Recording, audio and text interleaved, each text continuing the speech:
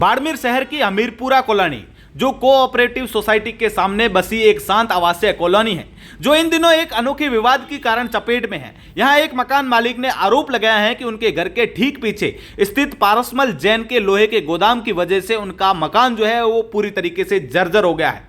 मकान की दीवारों में गहरी दरारें पड़ चुकी है और मकान मालिक का दावा है कि यह सब गोदाम से रोजाना आने जाने वाली भारी भरकम लोहे की गाड़ियां और लोहे के बड़े बड़े रोड्स को उतारते समय उनकी दीवारों पर जोरदार टक्कर मारने की वजह से हुआ है।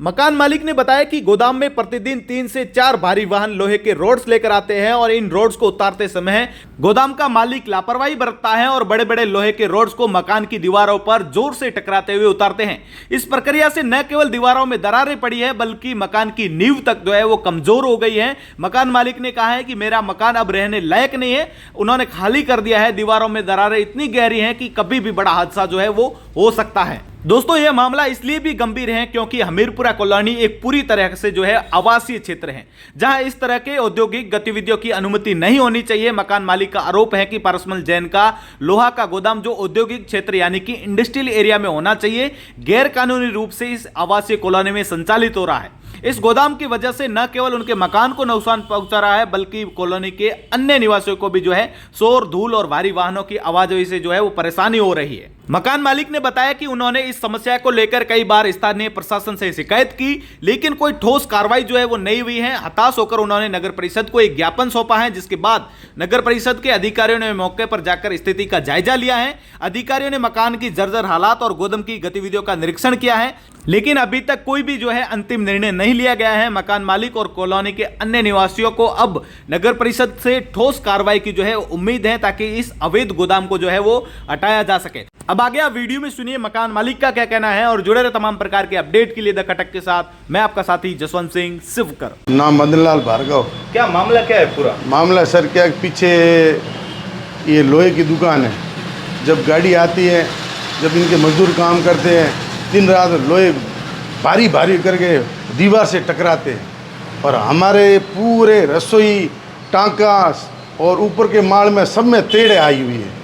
टांके में बाहर से पानी आता है, खारा पानी आता है, हमारे को मजबूर होना पड़ता है, पानी पीना पड़े।